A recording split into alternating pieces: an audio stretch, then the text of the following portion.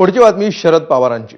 पहलगाम दहशतवादी हल्ल्याबद्दल पवारांनी केलेल्या वक्तव्यानंतर आता वाद सुरू झालाय। आधी सुद्धा 3 ते 4 वेळा असे हल्ले झाले, तेव्हा धर्माची चर्चा झाली नाही, मग आत्ताच ती का होती असा सवाल पवारांनी उपस्थित केला।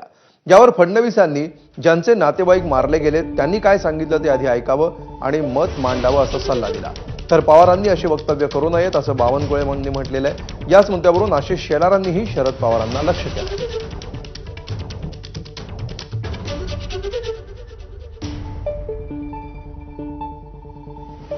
मध्ये जे गोळीबार झालेला आहे त्यामध्ये धर्म बघून गोळ्या मारल्याने असं ते म्हणतात। शरद पवार साहेब काय म्हणाले हे मी ऐकलं नाही, पण ज्यांचे आप्तेष्ट मारले गेले, जे स्वतः त्या ठिकाणी होते, ते काय म्हणाले हे मी ऐकलेलं आहे।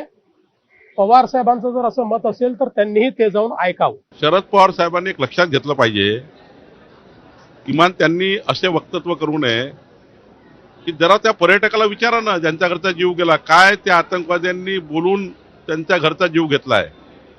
पवार साहेबांनी त्यांच्या जखमेवर मीठ तोडू नये। संविधानिक तरीकाने जिंकलेल्या देवेंद्र फडणवीसांना महाराष्ट्राचे हेच ज्येष्ठ नेते विचारतात, काय पेशवाई आली आहे का?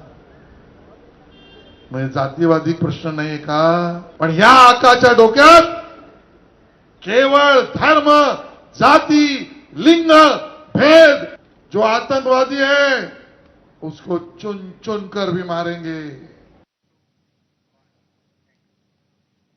तर पहलगाम मधील हल्ल्यामध्ये मृत्युमुखी पडलेल्या हेमंत जोशी, अतुल मोने आणि जय लेलेच्या कुटुंबियांची राजन विचार